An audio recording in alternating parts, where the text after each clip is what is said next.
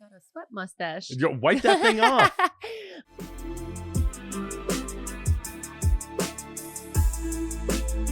What's going on, you guys? Welcome back to episode 3 of the Koalafied podcast. Right here, you have Koala Puffs and... We got Two-Tone right here. Excited to jump into some incredible topics. I'm very excited. We have some juicy things to jump into. Yeah, actually, so we had some topics, but right before I started the podcast, my team member Tiffany, shout out to Tiffany, sent me a link.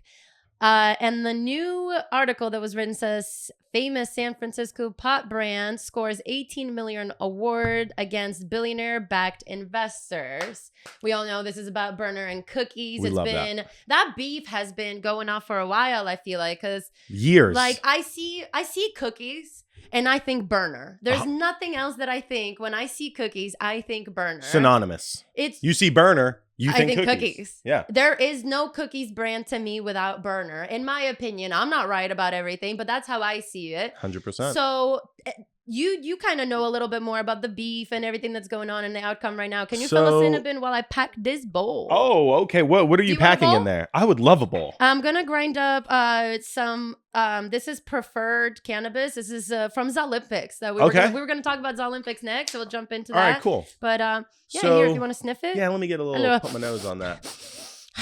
Ooh, smells like a lemon cherry gelato. I don't think it says a strain on there. Smells LCG to me. Ooh.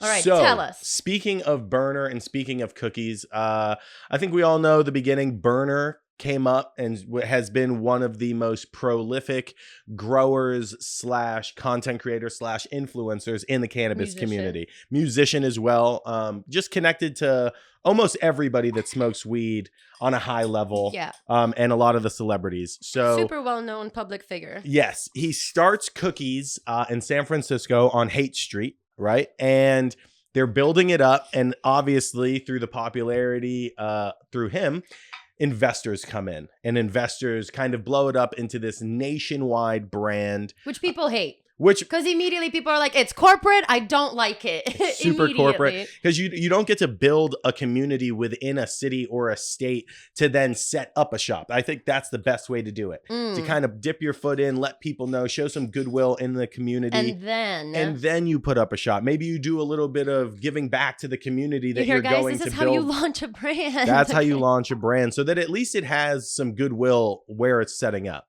So again, Burner and Cookies, they set this up. They're working hard. Cookies was just saturated everywhere, right? You'd see lines around the block at most cookie stores. And it kind of came out a few years ago that Burner was like, hey, like, you know, my investors are kind of doing some sneaky things behind my back. He didn't really get into what the nitty gritty details were. But he was talking about how they were kind of trying to push him out and the business practices that they were doing were predatory. And I think it just kind of escalated until they Burner sued Cookies, and then Cookies is suing Burner.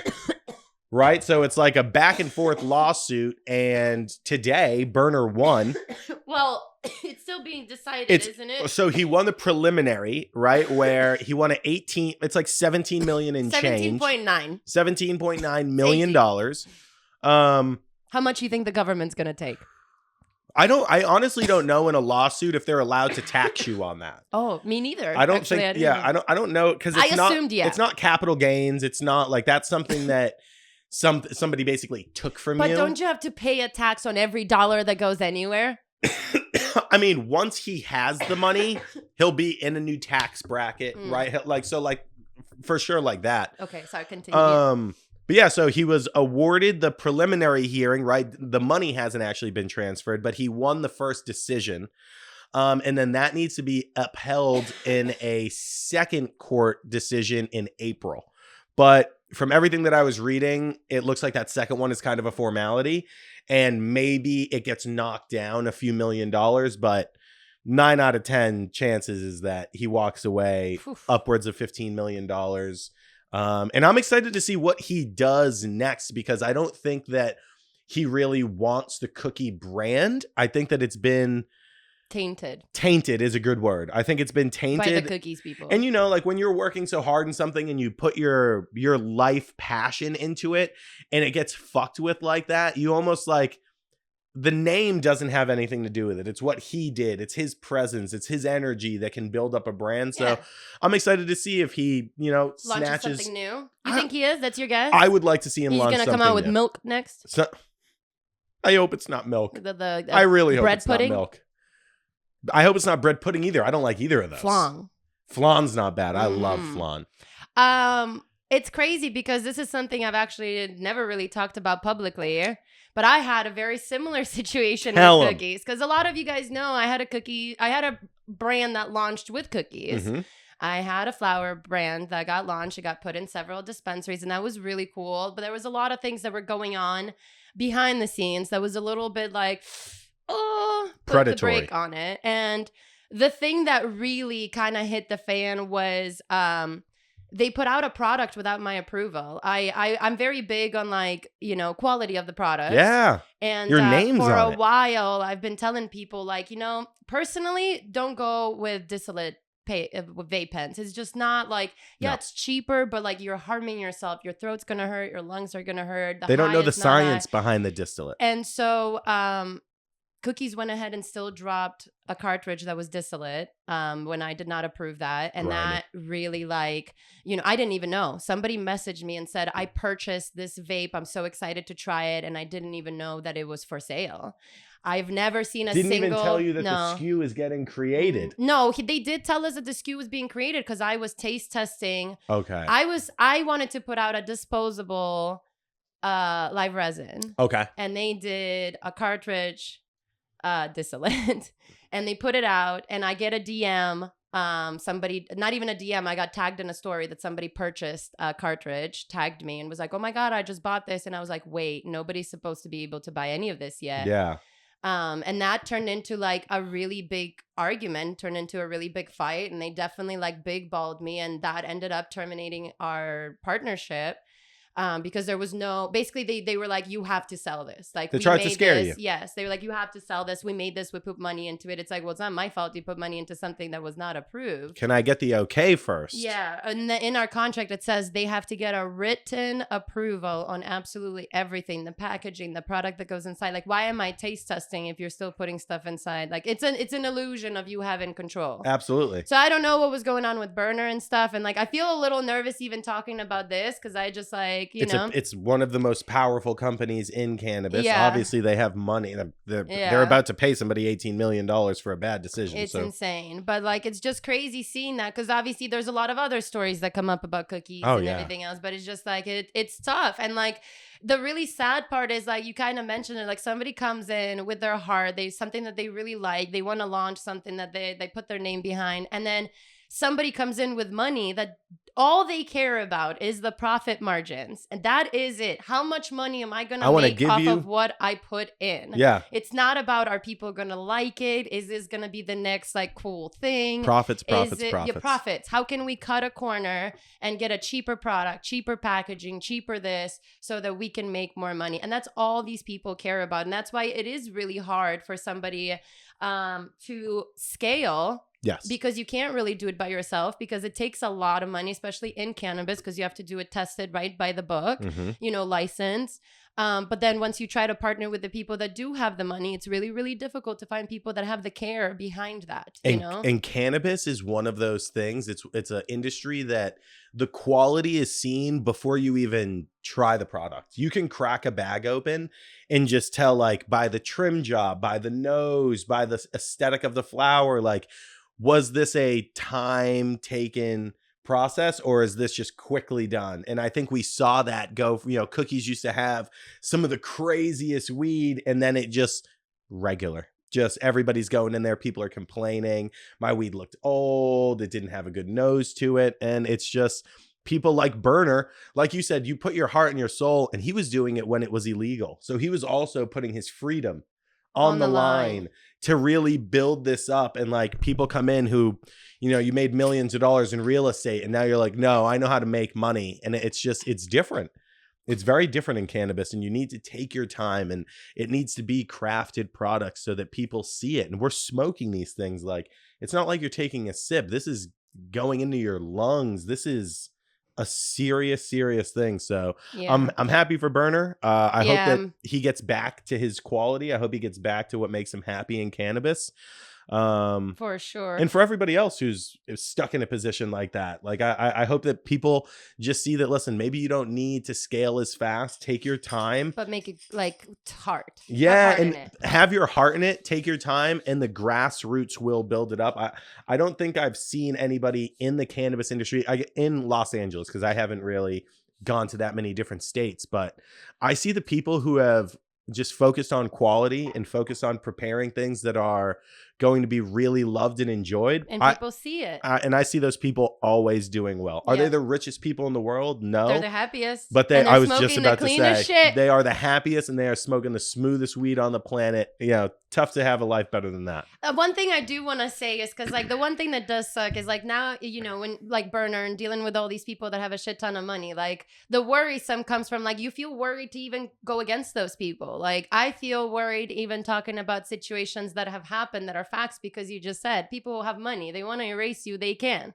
Watch an account go down after something like gets brought up, you know? So I'm also like, I hope Berner is going to be safe with his accounts and his, you know, just like, because I know that once one page goes down, it really has a big impact on your new song release, your new YouTube release, where you're going to be doing a pop-up or a drop that's happening. Effectively trying to silence you from society, like removing Yes. your ability to communicate with your audience. And that happens everywhere. And I feel like, All you the know, time. obviously we see it. And like, let me tell you this, guys, like cannabis, like it is in the cannabis industry, it's insane how much this happens. That's why you see your favorite creators and your favorite companies getting deleted and back up, down, up, out, down, because they stood up to something. They said something. They shared an experience with something, you know? And it just sucks because you feel like, fuck, do I not say anything and just stay quiet? Or do I risk like, you know, taking them to court like Berner is doing and making it a big thing? And articles are going to be written, but like now I have a target on my back about it, you know? And you have to go in and spend your hard-earned money, your savings to then make something just to show people that like, hey, what they said isn't true. Because it's somebody wants something that you started so bad. It's crazy. It's just like, I don't know. It's just, you get into like these like money and these different levels of like investments and stuff. And the levels that people are able to go to is insane. It's insane. That's why I was really hoping that with I know we had talked about it before. I really hope that they start to see that there are people within these companies, or there are people that have access to the codes at these companies that are just backdooring things, and they're taking accounts down. And it's honestly an industry that makes a ton of money. It's super shady, and it is honestly one devaluing the platforms that it's done on, because Instagram, that's a lot of the reason why people are leaving Instagram. It's not the platform. It's because people keep getting paid to delete other people, and then so they do it. And the platform needs to be more stringent on that, and they can't allow these third-party companies to be able to go in and alter code and remove sites, because like you said, like there's I think a mass just pilgrimage to fucking X. Because, you know, say what you want about the guy, at least it's a platform that allows people to just have the freedom of speech. And I do think that that's a really big deal. I think that there are both sides. I think there are two sides of America that are very dangerously becoming echo chambers, and people don't want to hear the other side of an argument. And they don't want you to hear the other side. And that's crazy. Like to not even want to hear it and then discuss it. And it's just like they automatically vilify it, and they try and regardless of the side. Yeah, it doesn't matter. As long as it's not their side, they don't care about it. And that's not good. You need to always be intaking as much information as you can, so that the more information that you have, the better decision you're going to be able to make. And it's not just politics, it's everything. Even just take weed, for example, just being able to talk about cannabis freely. We can't do that on so many platforms. Like, and why? You know? I see accounts of alcohol pages and bars. I started on Tipsy Bartender. It is literally how to get alcohol poisoning 101. Sky, I love you, but it is literally, maybe it's not how to get alcohol poisoning. I think it's one of those things like, are you throwing a crazy party, and do you want like a cool, little jazzy, you maybe must not have watched drink? all the videos, because yes, some of them are tubs for a party, but the majority of them just like, here's this drink you could make at home with 17 different types of liquor inside. That one's removing your memory memory. Yeah, you know what I mean? But I do hope that as legalization comes, because it is, right? Like, I know people, oh, it's never going to happen. It's every year, it's closer than it's ever been. But with then every people president. are upset about that because, you know, like then that's going to change things. Big Pharma might step in, you know, then what's happening after That's that? going to happen, right? That's going, when you go to alcohol, there are the Svedkas, right? There are the vodkas that are just run-of-the-mill, machine-made, no care taken, taste like acid.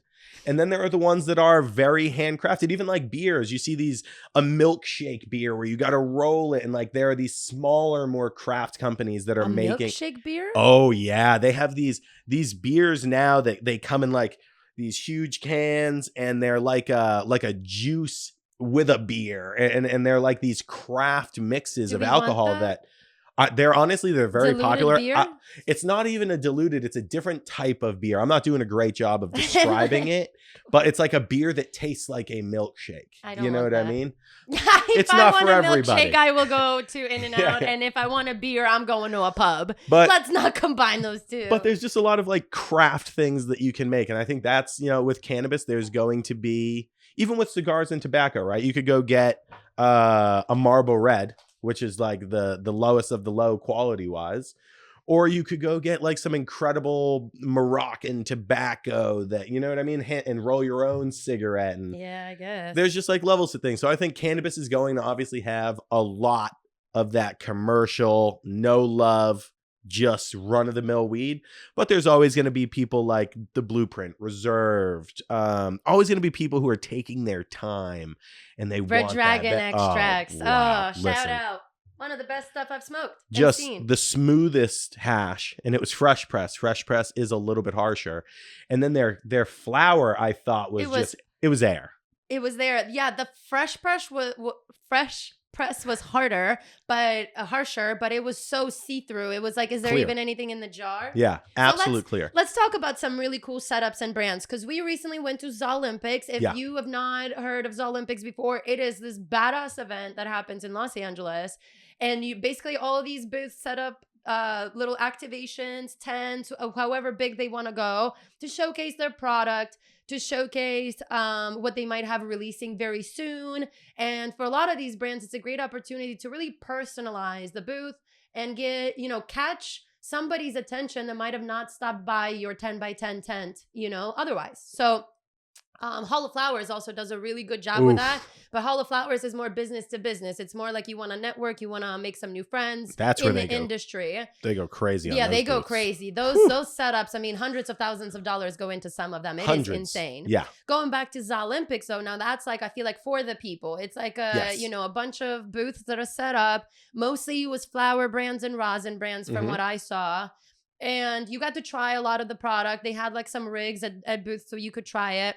Shit was awesome. It was really, really cool. There were so many brands there. Over 150 brands. Oh, no shit. Oh, yeah. I didn't even know how many booths there were. Yeah, it was packed. And we left early. We came, so it started at 2. We arrived at 2:30. It was on a Sunday. I was a tired girly. I was shocked. We left about 5.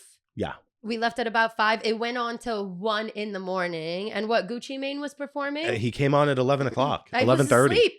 Yeah, I was. How do you fuckers do it? It was wild. But again, I think Zolympics did a great job. It's one of the events that also has a competition attached to it. So, for like flour and flour, pre-rolls and hash and stuff. Yes. Damn, and I'm bummed. I got asked to be a judge for it.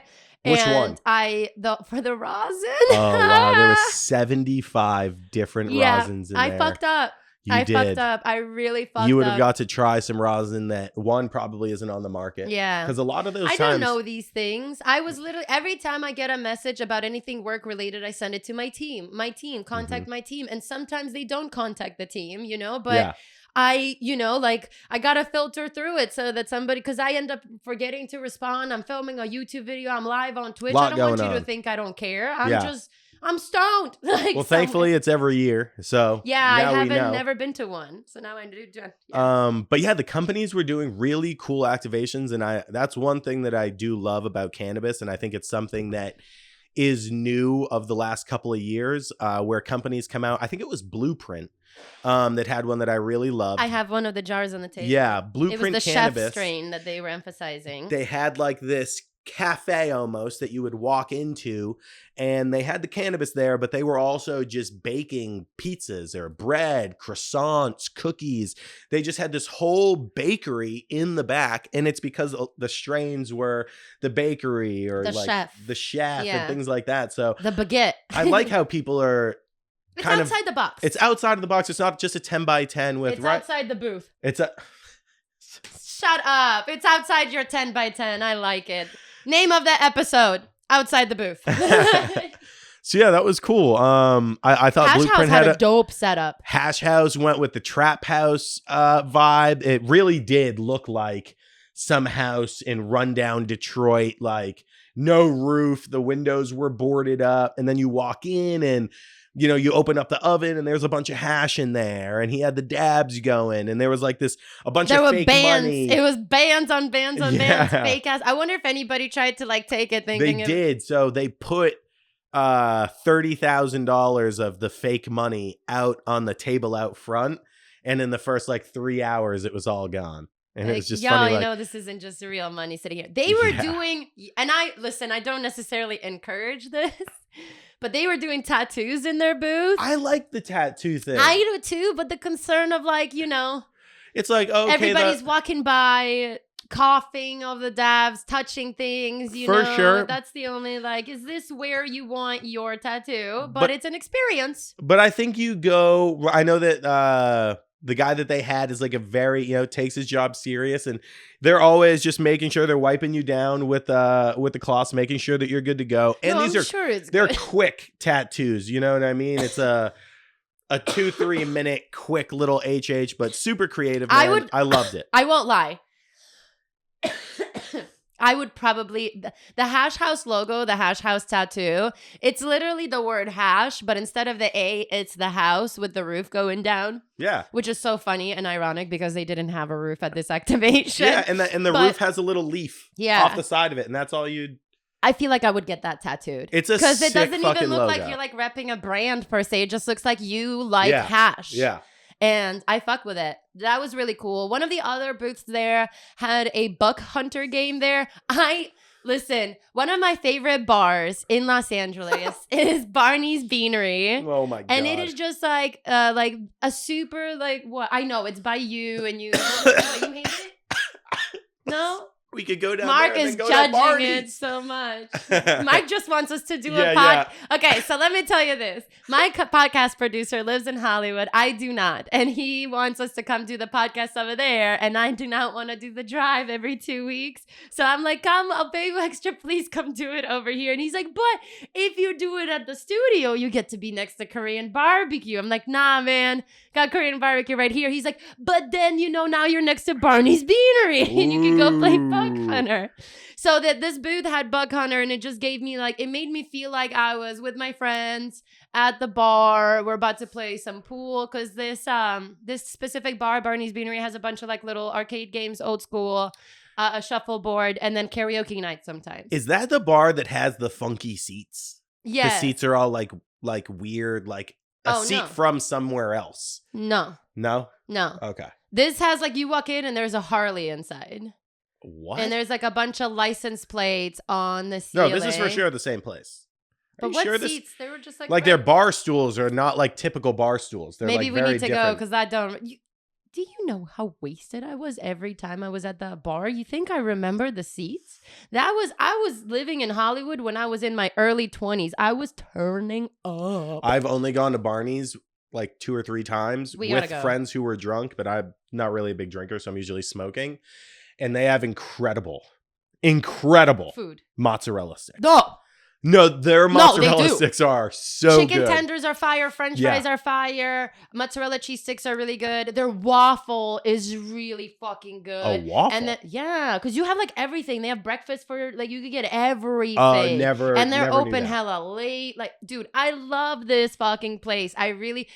Come to think about it, I believe there was a time where we hosted an event in Hollywood, and afterwards I was like, yeah, we're hungry. And a lot of us and the people who could, like the attendees at the event, went to Barney's Beanery to go eat afterwards. wow. It was pretty fucking neat. I'm thinking about it now. Like if I had a booth at ZA Olympics, that would be my thing. I would want fresh waffles. You buy something, fresh Belgian waffle for you. Whipped cream, strawberries, Nutella. You can get those little tiny waffle makers, make a little small waffle. And just boom, boom, boom. But so going back to ZA Olympics. Loved it.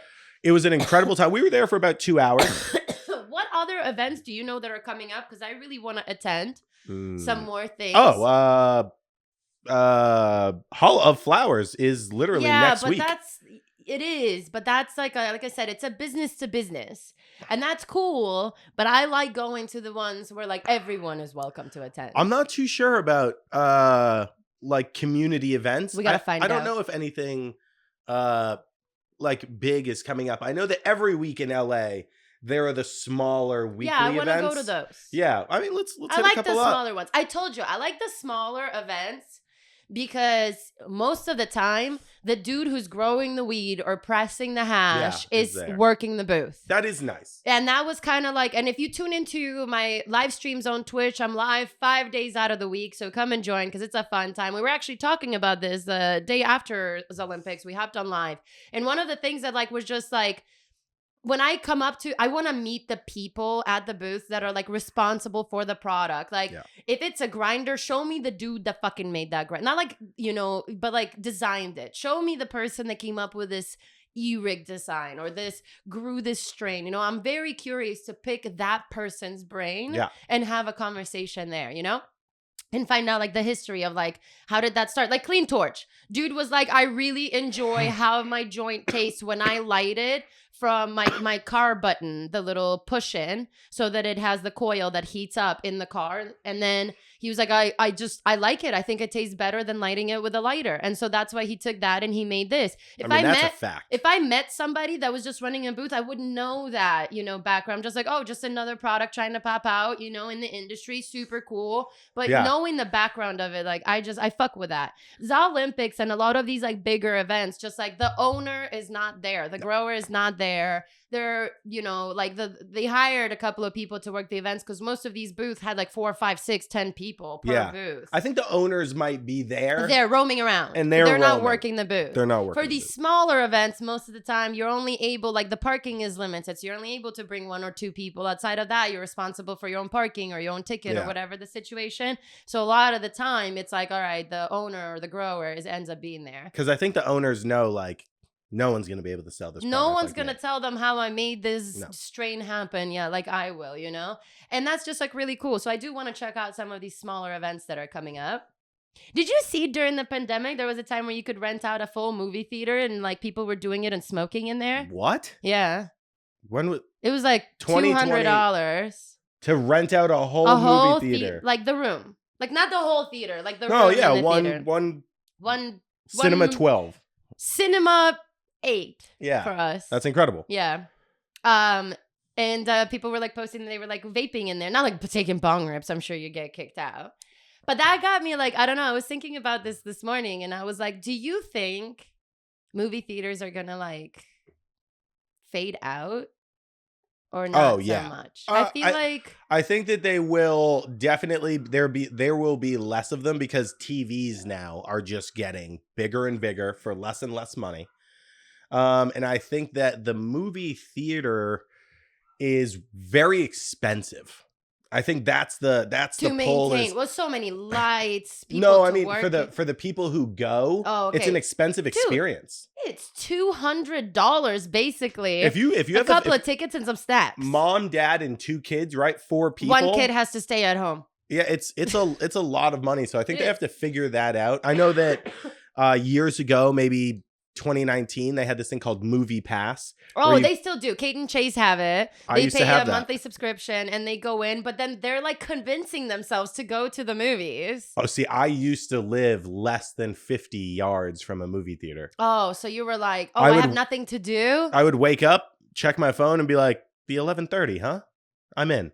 And I would just grab a coffee or a tea, a little sandwich, and I'd go to the movies at 11:30 and just be like, whoa. But you're a big cinema guy. I love. There's nothing. Look at your arm. For those of you that are listening, you won't be able to tell, but those that are watching, tell us what's on your arm. I have a film strip on my arm. I almost went to film school. I love stories. I love the creativity in how 50 different people could tell the exact same story in 50 different ways. And I think that that's really cool. There's always like some type of lesson or something that I learned from it. So yeah, I just love stories. I think it's nice to like not escape your reality, because you really need to like be in it especially to like get out of it well. But for the movies, it's just nice to like imagine or to have like creative thoughts. And I guess movies give me different realms to think creatively in. Yeah, dude, do you ever go to a movie theater that's like Karate Kid or something? You come out, you're like kicking, you're jumping, you're like, I could do that. For days. I went to go see like a dancing movie or like a jump up something a long time ago at the movies. I came out, I was moving. Yeah, you're just shimmying. It's nice how it makes you feel until it scares you. The very first time, yeah, I don't know why I'm going into the story, but the very first time I ever went to go see a scary movie at the theater, I was like a freshman or a sophomore in high school. And my friends were like, we're all going to see a movie. They didn't tell me which movie. Jerks. They did not tell me what movie. They were like, we're all going to go see a movie. It's a midnight showing. Do you want to go? Yeah. They don't even and do that. For some reason, out of all the time, my mom was like, you can go. And I was like, yes. She's like, oh, it's like with a group of people. You're not just going with the boy. Okay, you go. So I went. Guess what movie they made me go see? The Ring. Paranormal Activity. I swear to God, that was like my third guess. Paranormal Activity, the reason why it scared the shit out of me is because, and if you haven't seen it, it's filmed with like a handheld camera. It's filmed vlog style. It feels like the Blair Witch Project. It feels real. Yes. Yeah. It feels fucking real. It feels like I am watching a YouTube video and somebody went through this and it's real. And if it happened to them, it could happen to me. So they take me to see this movie. At that point, I had not seen any scary movies. Like my mom's like, no scary movie. How old were you? I am like 14. 14? No scary movies? You have to understand, like my household is everything is in Ukrainian and Russian only. Ooh. You can, and anything that you could watch, it's like pay-per-view. And one time I clicked a pay-per-view. I'm Ukrainian, just moved to the United States, didn't know what it was. Oh yeah, my stepdad yelled at me. My mom beat the shit out of me. I come from Ukraine. We don't do gentle parenting, okay? Maybe now I will, but like with me, no. You bought the movie for $9.99? Go get the belt. Yeah, I'm Cape Verdean. That I only bought a pay-per-view movie once, and then I knew that was never the vibe. Did you know going into it? Like I didn't. A girlfriend of mine came over, or actually not a girlfriend of mine. My mom's friend's kid. We got left at the house. She was like, yeah, no, you just have to click these buttons. I don't speak or read English, guys. So I'm like, okay, you click okay. So the next time I was home alone, I was like, you click it to okay. Not okay. So I wasn't allowed to watch scary movies or anything. In my room, I didn't have a TV. I had my laptop, and I only had 2 movies downloaded on it. And it wasn't like you could go on like Wi-Fi and stuff. Like this is like, yeah. And on my movie, I had 2 movies downloaded. It was Pineapple Express and Superbad. Those were the 2 movies that were downloaded on there for some reason. Superbad. So all I watched over and over were those 2 movies. So bringing me forward now for my first scary movie I'm about to go see. And I've shared this with my friends. I've never obviously it's come up in conversation. I've never seen a scary movie. I'm not allowed to do that. I am 14, 15 years old. Like, what are you talking about? So they're like, we're coming to pick you up. We're going to a midnight viewing. Okay. Oh, God. We get there. It starts. I'm terrified. The entire time I'm so scared. But I'm like trying to like play it cool. I'm in high school. These kids are like juniors, seniors, sophomores. They're all like, ha, ha. And I'm like, I get dropped off at home. I had this clock that looked like a diner clock, and it had this blue LED ring around it. Okay. And I had it plugged in the whole time. And usually I wouldn't because it was so bright. It lights up the whole room blue. Yeah. So I came back from the midnight viewing and like I'm terrified in my room. I'm so scared. I think paranormal. I'm about to be laying there and something's going to grab my legs and pull me. Paranormal Activity. You haven't ghosts. seen it. But that's what happens. It just doesn't get me. It is a vlog. It looks like it's a vlog. It looks like it did happen. It's gonna happen to me. See, because I love film so much. You're 35 years old right now. No, I'm even talking when this is I saw Scream. I saw Scream when I was like 10. Yeah, but like, you grew Freddy up a very Krueger, different life than I did. for sure. Okay. So my mom goes to the bathroom in the middle of the night and she comes in and she's like, what's going on? And I was like, and I'm crying. I'm like, they took me to see a scary movie and fucking anyway. Oh my God, that's hysterical. I had to ask to go sleep with my mom. I could not. At 14? At 14. Couldn't do it. I literally. Did she let you? Yeah, she let me. My mom would have been like, no, it was a movie. It wasn't real. People made money in that. My mom didn't know how to ever talk me through anything. She wasn't, let me make sense for you. It's not real. She was just like, fine. She was like, yeah, you can come sleep with me so the ghosts don't kill you in your sleep. Literally. That is literally, yeah. So shout out to moms. Oh my God. But I don't know. So we started talking about movie theaters. But yeah, here. You know what? You I think I might take a bong rip. Oh, fuck yeah. And speaking of the bong, because this is like, how long have people been smoking through glass? I don't know. Long time. At least 100 years. You're asking me questions I don't know answers. But so since you've been smoking weed, have you seen like any heavy evolutions? Mostly in the dabbing world. In the dabbing world. What have you seen? Because I feel like, excuse me, I feel like initially, we talked about this a little bit before, like the hotter, like people would take their dab as the banger was red. That's what you had to do. Otherwise, it's going to cool off. That's what you got to do. Then we have to heat it up again. But it was also that little bucket that was like super thin glass, basically barely probably quartz, I'm guessing. Like, the bucket that comes with like the rigs, the basic one. Or the diamond knot looking thing. The diamond Or it was knot like with stop. With the globe. Yeah. That so there was big. different, but even when it was the bucket, it was still like, it wasn't like full quartz, terp slurper or charmer. It was just like a bucket that was cooling off very fast. So it was all about the shatter, I feel like. I used to go to like underground little hangouts and like trap markets. Yeah. And there was pretty much each booth was like shatter. It's a slab. Slabs. Do you guys remember that? No, and people would show up to events with like a half-pound The bigger the slab, the more people were around your booth. And then they would allow you to put gloves on and like hold it and take pictures with it. Then Instagram started deleting all the motherfuckers that had those big What about big slabs. Did you ever do a slab dab? Those were where someone would just take like a half-ounce sheet and just put it onto the nail. banger. Just, oh my God, just the thickest God, this smoke. is making me want to take a dab. Same. I won't lie. We'll take one afterwards. Are you going to take your bong? I am going to take my bong.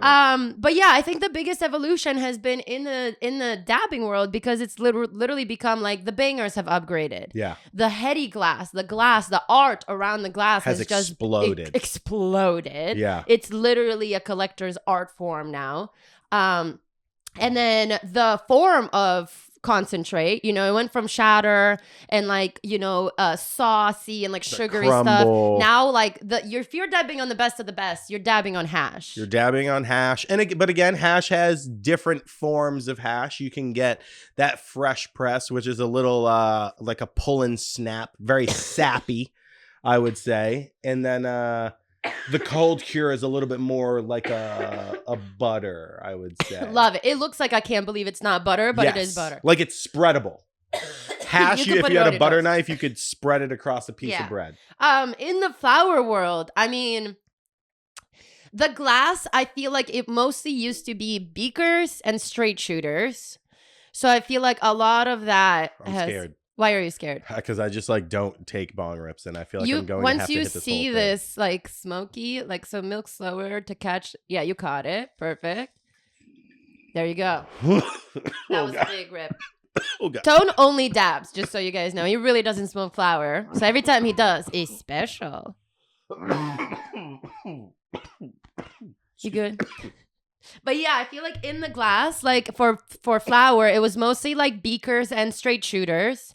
And then I feel like so many different designs popped out with percolators, with different, now it's double bowl, or you put your banger here, you put your bowl there. There was the, I don't know if you remember Mav Glass, if you've ever seen it, but there was a piece with 2 mouthpieces. So 2 people could like do like a battle for ripping it.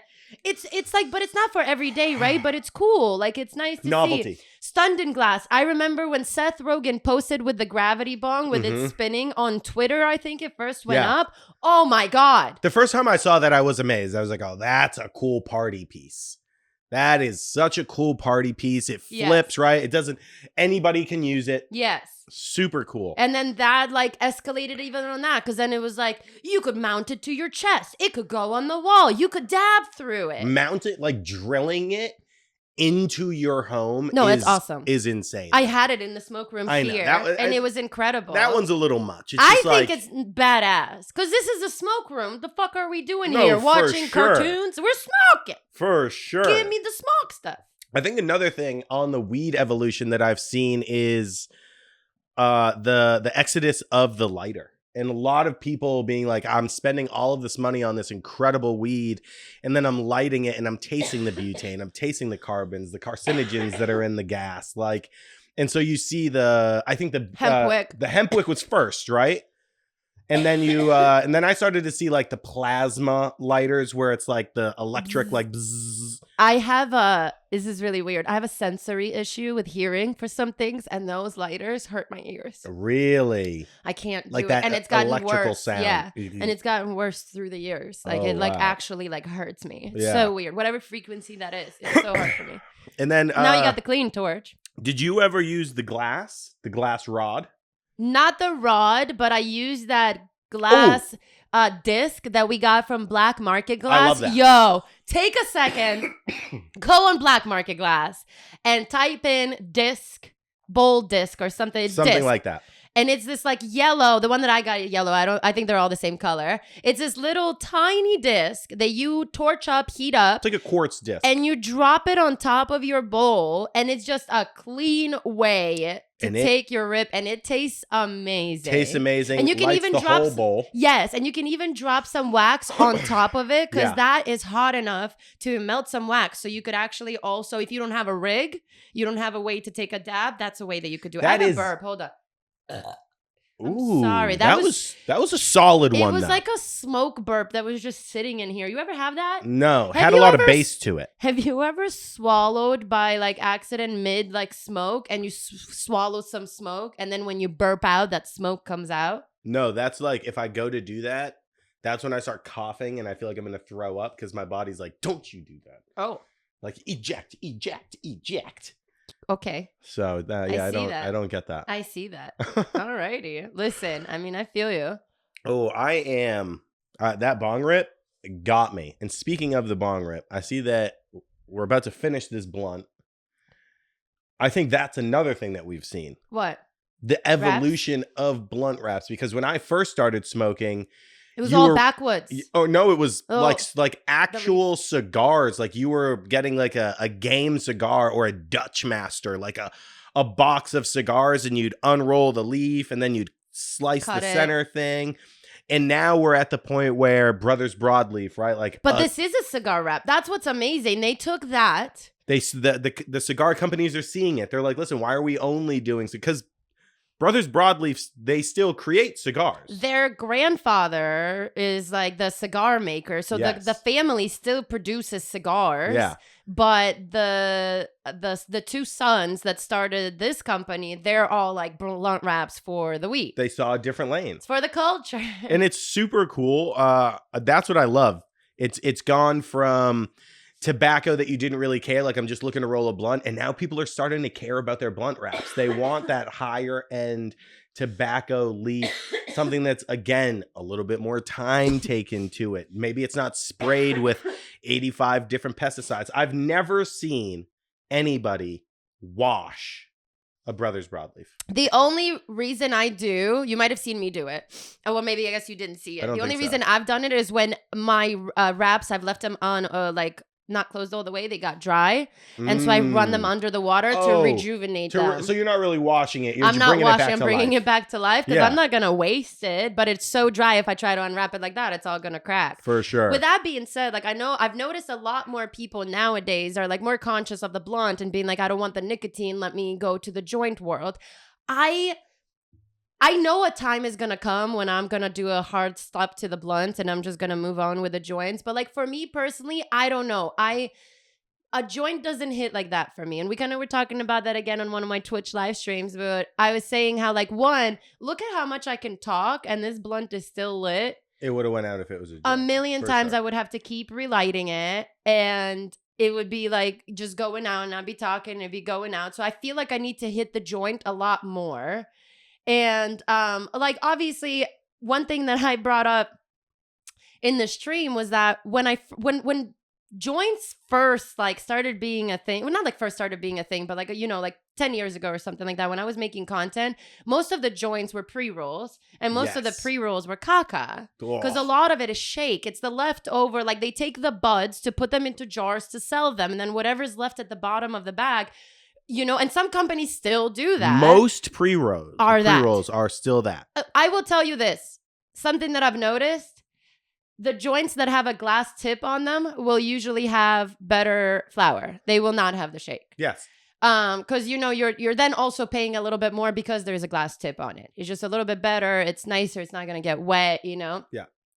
Sometimes also the ones that are like coney that are not that are just paper, you end up smoking, it gets clogged up. It's really hard to like smoke it. It reses up, especially if it's great weed. Yeah. It's going to res up and then it's just going to clog. Yeah. So if you are trying to find like better joints, better pre-rolls, if you don't know how to roll or you don't want to roll, definitely try to go for the ones that have the glass tip for a little bit of like an elevated experience. But for me, that's why I never really wanted to go with the joints because there were not really blunts that were pre-rolls. There were bear woods. I don't know if you remember back in the day. And those are like hemp. No. Those were backwoods. They were trapped. Back in the Bearwoods. Oh, I don't remember Bearwoods. Backwoods is the wrap. But Bearwoods used to be the blunt wraps that were sold, that were wrapped in backwoods. I don't remember that. And they were like, that's what I started with. Like, I loved that. Like, I would smoke my flower through the bong, and then I would get those, and I loved those. I remember Packwoods. Those are the ones I'm thinking about.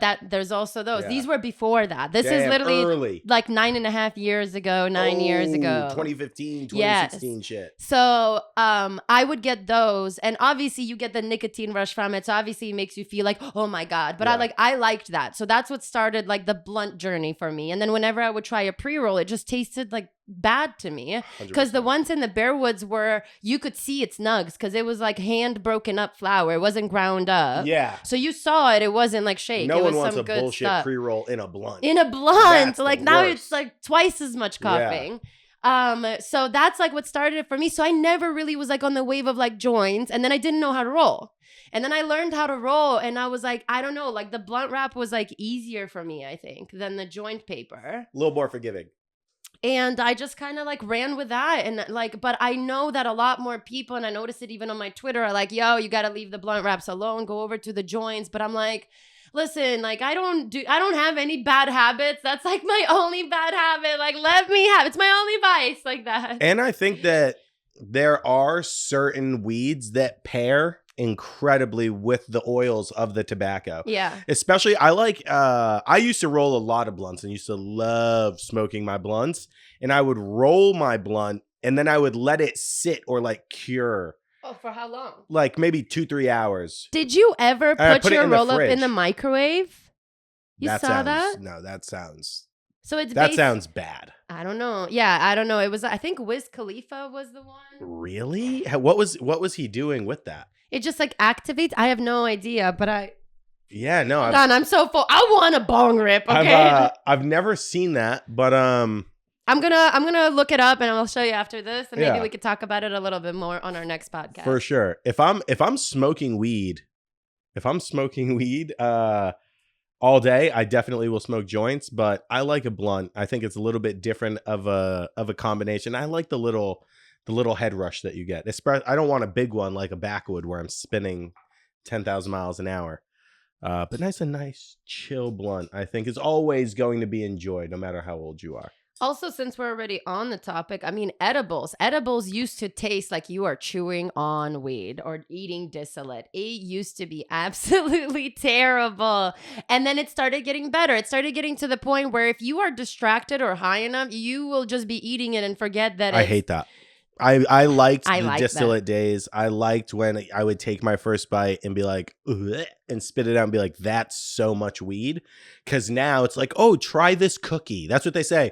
Do you want a cookie? Look at me. I want the cookie.